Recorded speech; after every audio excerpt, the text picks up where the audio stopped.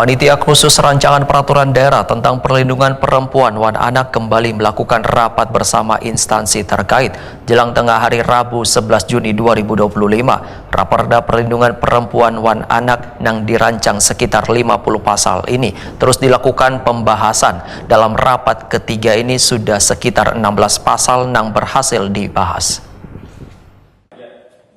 Panitia khusus rancangan peraturan daerah tentang perlindungan perempuan dan anak kembali melakukan rapat bersama instansi terkait jelang tengah hari Rabu 11 Juni 2025.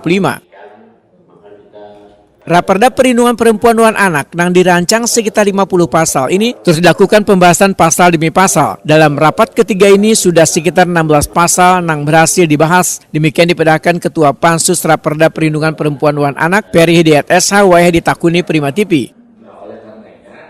Politisi PKB ini menyatakan, meskipun sudah ada diatur dalam undang-undang dan peraturan pemerintah, tapi peraturan daerah tentang perlindungan perempuan dan anak ini adalah sebagai langkah untuk menekan kasus kekerasan terhadap perempuan dan anak di Banjarmasin.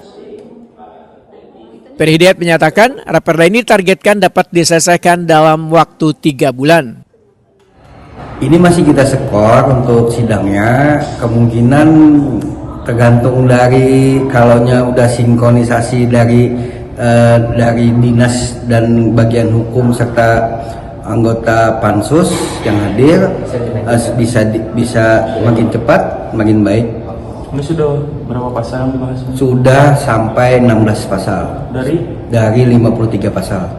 Salah satunya itu yang mengenai pelindungannya serta untuk pemaparan yang dari yang disabilitas, ada juga hak disabilitas, juga ada yang dari gender, terus ya dari umumnya sih yang berdampak yang melakukan kekerasannya itu.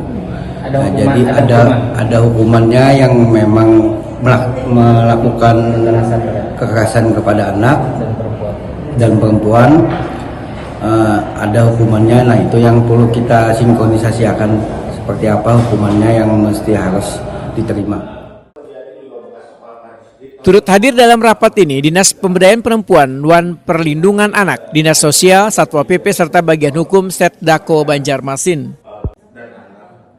Kasus kekerasan terhadap perempuan dan anak di Banjarmasin terus mengalami kenaikan. Dari data 2023 terdapat sebanyak 132 kasus, dan 2024 terdapat 180 kasus.